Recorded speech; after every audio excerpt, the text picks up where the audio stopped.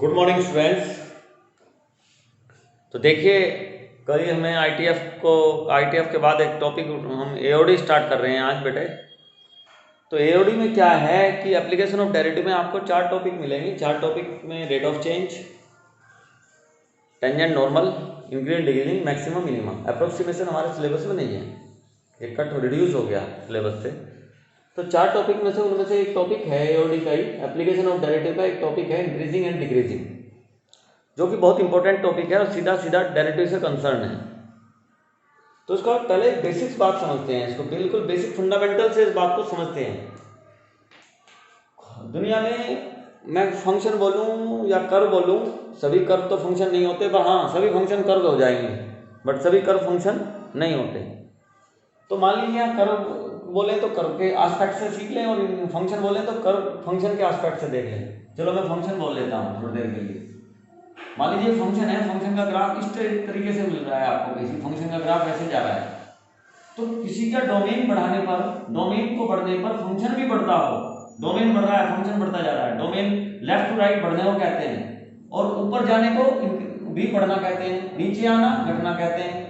तो ये डोमेन बढ़ रही है, डोमेन होती है एक्स एक्सिस पर, और रेंज ऐसे होती है, इमेजेस होती हैं, जो डोमेन पर वैल्यू बनती है वो इमेजेस है, सारी इमेजेस को मिलाकर रेंज बोलते हैं। तो इसकी इमेजेस बढ़ती जा रही है। क्यों सर ये बढ़ पा रही है तो घट रही है? नहीं, नीचे से ऊपर जा रहा है ना, ऊपर जा रहा है।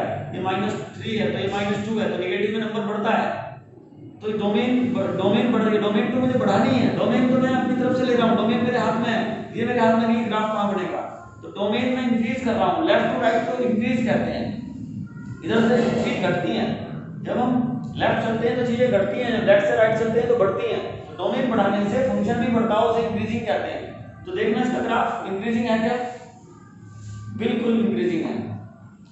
इसका ग्राफ देखना, ये भी इंक्रीजिंग है। हाँ, डोमेन बढ़ने से सर फंक्शन बढ़ रहा है, लेकिन एक ऐसी लिमिट है, यहाँ पर ऐसा है फंक्शन बढ़ ही नहीं रहा, सेम है, डोमेन तो बढ़ रही है, फंक्शन कांस्टेंट है, पर डिक्रीज कहीं नहीं हो रहा है, इंक्रीज हो रहा है। तो ये भी इंक्रीजिंग है सर, हाँ ये भी इंक्रीजिंग है। फिर इसमें क्या अंतर है? इसमें क्या अंतर है सर? ये भी इंक्रीजिंग और ये भी इंक्रीजिंग। हाँ ये बिल्कुल यही बात बताने के लिए रखा है। ये डिक्रीज कभी नहीं होता है, तो कांस्टेंट होता है या इंक्रीज होता है? ये कांस्टेंट भी नहीं होता, हमेशा इंक्रीज होता है। किसी भी पॉइंट पर सेम नंबर नहीं आ रहा, जरा पॉइंट बदलूंगा तो ऊपर हो जाएगा। इसे कहते हैं स्ट्रिक्टली इंक्रीजिंग, स्ट्रिक्टली।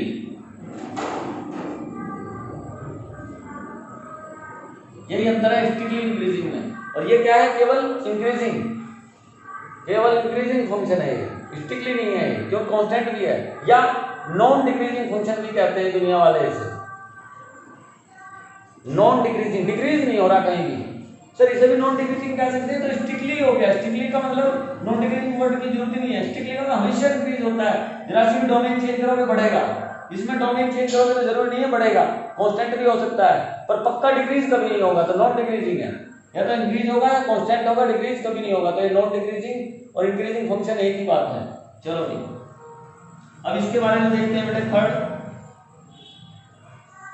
थर्ड में देखिए, डोमेन बढ़ा रहा हूं मैं, डोमेन बढ़ा रहा हूं, यहाँ फंक्शन कितना था, कम हो रहा है ज्यादा हो रहा है, या कम हो रहा है सर? ये तो डोमेन बढ़ाने से सर ये भी कम हो रहा है, ये डोमेन बढ़ती जा रही है, फंक्शन कम होता जा रहा है, फंक्शन ये कम होता जा रहा है, डोमेन बढ़ रही है, फंक्शन कम होता जा रहा है। सर यहाँ तो और भी कम हो गया, यहाँ सबसे ज्यादा था, डोमेन कम थी तो बहुत ज्यादा फंक्शन था, डोमेन बढ़ती जा रही है, बट यहाँ तो कांस्टेंट हो गया। सर ये भी डिक्रीज है, ये भी डिक्रीज है, आप समझ गए होगे, इन दोनों एग्जाम्पल से आप समझ गए होगे। ये क्या है? Strictly decreasing, strictly decreasing function है ये। सर ये क्या है? ये डिक्रीजिंग फंक्शन या नॉन इंक्रीजिंग फंक्शन, एक ही बात है।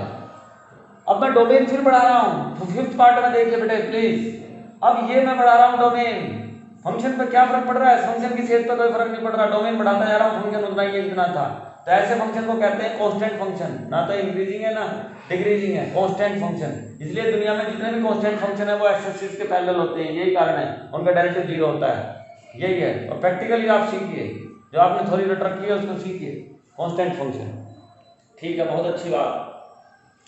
उसके बाद इस बात के बाद हम बहुत ही सर ठीक है, समझ में आ गया सर। स्टेडली इंक्रीजिंग क्या होता है? जो हमेशा बढ़ते ही हैं, कभी भी कांस्टेंट नहीं होते, बढ़ते ही हैं, हर पॉइंट पर बढ़ते हैं। इंक्रीजिंग वो होते हैं जो बढ़ते तो हैं बट कहीं कहीं कांस्टेंट भी हो सकते हैं।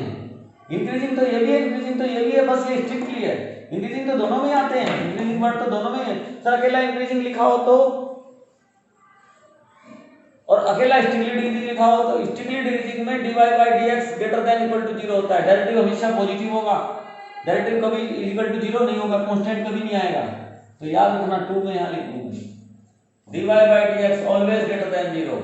इंक्रीजिंग में dy by dx greater than 0 तो होगा, साथ में इक्वल टू 0 भी हो सकता है क्योंकि पैरेलल आ गया एक्स एक्सिस के, जहां पैरेलल होता है डेरिवेटिव 0 भी हो सकता है। तो इसका मतलब ये होता है जब भी ये इक्वलिटी आपने पढ़ी है उसका मतलब दोनों केस होते हैं। इसका होता है इधर ग्रेटर देन 0 और इक्वल टू 0 आ रहा है तो भी चलेगा, ग्रेटर देन 0 आ रहा है, ग्रेटर देन और इक्वल टू 0 बोलते हैं इसको, तो ये पोर्शन भी चल सकता है। जब ये सेटिस्फाई कर रहा है तो भी इंक्रीजिंग है, ये लिख रहा है तो भी इंक्रीजिंग है। तो कई बार बुक्स में क्वेश्चन करते वक्त टीचर ऐसे लिख देता है इंक्रीजिंग के लिए, तो भी गलत नहीं है सर। फिर तो स्ट्रिक्टली इंक्रीजिंग होगा, स्ट्रिक्टली इंक्रीजिंग के लिए लिख सकता है, इंक्रीजिंग के लिए भी ये बात लिख सकती है कि इंक्रीजिंग में भी ये ग्रेटर देन 0 होता है, ये भी हो सकता है। तो ध्यान रखना, तो कंफ्यूज मत होना अगर किसी टीचर ने इंक्रीजिंग लिख दिया और सीधा ये लिख दिया लड़ना मत कि सर ये तो स्ट्रिक्टली के लिए होता है। स्ट्रिक्टली तो ये लिखना है, इंक्रीजिंग के लिए दोनों लिख सकते हैं, स्ट्रिक्टली में केवल यही लिख सकते हैं, ध्यान रखना। चलो सर अब इसमें क्या होगा, थर्ड पार्ट में dy by dx less than 0 होगा, बस हमेशा डायरेक्ट नेगेटिव आएगा। नॉन इंक्रीजिंग में या डिक्रीजिंग फंक्शन में क्या आएगा, dy by dx less than equal to 0 आएगा। किसी टीचर ने dy by dx less than 0 हो गया तो भी गलत नहीं, क्योंकि डिक्रीजिंग के लिए दोनों चलते हैं, लेस देन 0 भी और लेस देन इक्वल टू 0 भी। तो लेस देन 0 लिख दिया तो भी गलत नहीं है, इसका मतलब होता है लेस देन और इक्वल टू 0। हाँ तुम्हें पता है दोनों एग्जांपल है तो फिर ठीक है। कांस्टेंट के लिए बताने की जरूरत नहीं, क्योंकि कांस्टेंट तो अपने आप ही ऊपर यहाँ कांस्टेंट आ गया तो इक्वल टू 0। लेकिन छठा फंक्शन अभी बचा हुआ है, तो सिक्स्थ को भी कर लेते हैं। सिक्स्थ तो आपको ये पता होना चाहिए प्रॉपर्टी क्या है, इंक्रीजिंग डिक्रीजिंग क्या होते हैं, प्रैक्टिकल भी मीनिंग पता होना चाहिए, इनके सारे कंसेप्चुअली आपको पता होना चाहिए कहाँ क्या लिखा जाएगा इंक्रीजिंग के लिए। तो 3 टाइप के क्वेश्चन आपको देखने को मिलेंगे इसमें, या तो प्रूव करना होगा, प्रूव दैट, या check that function whether the function increasing और डिक्रीजिंग, पहला टाइप। दूसरा टाइप होगा find the interval in which function is increasing और डिक्रीजिंग। तीसरा टाइप होगा फाइंड अननोन, कुछ डाल देगा पी के वगैरह कुछ डाल देगा क्वेश्चन में और कहेगा आपसे क्वेश्चन ये फंक्शन इंक्रीजिंग और डिक्रीजिंग है, के की वैल्यू बताइए। बस चौथा टाइप नहीं देखने को मिलेगा आपको, 3 टाइप के क्वेश्चन मिलेंगे, चाहे दुनिया की कोई भी बुक पढ़ लो आप, यही 3 टाइप मिलेंगे। तो 6 टाइप में आपको क्या देखने को मिलेगा, 6 टाइप का ऐसा देखने को मिलेगा आपको, फंक्शन इस टाइप में होगा। इस फंक्शन के ओवरऑल आप क्या कहेंगे, ओवरऑल इस फंक्शन के बारे में ओवरऑल कुछ नहीं कह सकते आप, क्यों, यहाँ इंक्रीज हो रहा है फिर डिक्रीज होने लगा, ये इंक्रीज हो रहा है यहाँ डिक्रीज होने लगा, तो इसे नॉन मोनोटिक फंक्शन कहते हैं। बेलपेंटी के लोटे को लोग दुनिया में नॉन मोनोटिक फंक्शन बोलते हैं। नॉन मोनोटिक का मतलब जिसका कोई आधार ना हो, लोग भी होते हैं नॉन मोनोटस जिनका कोई आधार नहीं होता है, कभी इधर रपट गए कल इधर रपट गए, तो उनसे बच के रहना चाहिए जीवन में भी। तो नॉन मोनोटिक फंक्शन का मतलब होता है जो ना ओवरऑल हम इसको ना तो इंक्रीजिंग फंक्शन कह सकते हैं ना डिक्रीजिंग बोलेंगे तो ये इंक्रीज हो रहा है, डिक्रीजिंग और इंक्रीजिंग बोलेंगे तो यहाँ डिक्रीज हो रहा है, तो ये कहीं इंक्रीज होता है कहीं, तो नॉन मोनोटिक फंक्शन बोलते हैं इनको। तो ये फंक्शन अब ये पर्टिकुलर इंटरवल में इंक्रीज डिक्रीज होते हैं। मैं यहाँ से यहाँ तक की बात करूँ तो ये इंक्रीज हो रहा है, ये ए है ये बी है, ए टू बी इंटरवल में ये इंक्रीज हो रहा है, और बी और सी इंटरवल में यहाँ से यहाँ तक ये रहा बी और ये रहा सी, तो यहाँ से यहाँ तक डिक्रीज हो रहा है। तो बी और सी इंटरवल में डिक्रीज है, इस इंटरवल में बी और सी इंटरवल में डिक्रीजिंग फंक्शन है, और ए टू बी इंटरवल में ये इंक्रीजिंग फंक्शन है।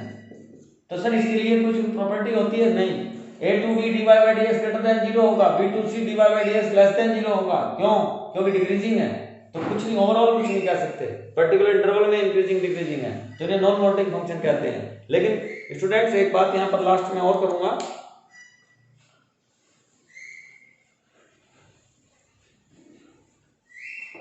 लास्ट बात ये है कि आप जब 7वीं बात, लेकिन जो भी मैं अब तक बात कर रहा था, जितने 6 की 6 मैंने बात करी वो सब कंटिन्यूअस फंक्शन थे, ये ध्यान रखना।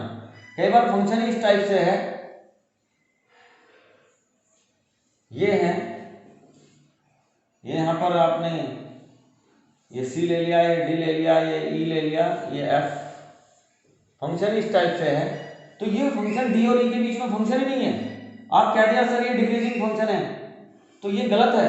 कौन कहाँ तक डिक्रीजिंग है? ओवरऑल डिक्रीजिंग है, लेकिन यहाँ तो फंक्शन ही नहीं है, यहाँ तो टूटा हुआ है। तो सब जो मैंने अब तक बात की थी सब वो कंटिन्यूस फंक्शन थे। अब फंक्शन डिसकंटिन्यूस भी हो सकते हैं, इसलिए हमें बड़ा पैनिक नजर रखनी पड़ेगी। सीबीएसई बोर्ड में डायरेक्ट ज्यादातर क्वेश्चन वो होते हैं कंटिन्यूस वाले होते हैं, कॉम्पिटिटिव जाके एकदम फंक्शन पहला ही क्वेश्चन डिसकंटिन्यूस का होगा और आप ओवरऑल टिक नहीं कर देंगे, गलत हो जाएगा। तो आप कहेंगे सी टू डी डिक्रीजिंग है और इसके ई टू एफ, क्योंकि डी और ई के बीच में फंक्शन नहीं है, तो ये भी डिक्रीजिंग फंक्शन है। और डिक्रीजिंग फंक्शन कहाँ है? C to D and union D to F decreasing function है। तो ये देखना पड़ेगा फंक्शन कैसा है। तो सबसे पहले कंटिन्यूस डिसकंटिन्यूस पे भी ध्यान देना चाहिए, फिर ये बातें लगानी चाहिए। तो आपने सबसे पहले फंक्शंस के ग्राफ बनाइए आज, डेरिवेटिव कहाँ पॉजिटिव होगा कहाँ नेगेटिव होगा, 3 टाइप के क्वेश्चन करने की कोशिश कीजिए। कल हम इनके ऊपर कुछ क्वेश्चंस लेकर आएंगे वीडियो, और उसको वीडियो देखना और आज आप क्वेश्चन ट्राई करिए योरसेल्फ।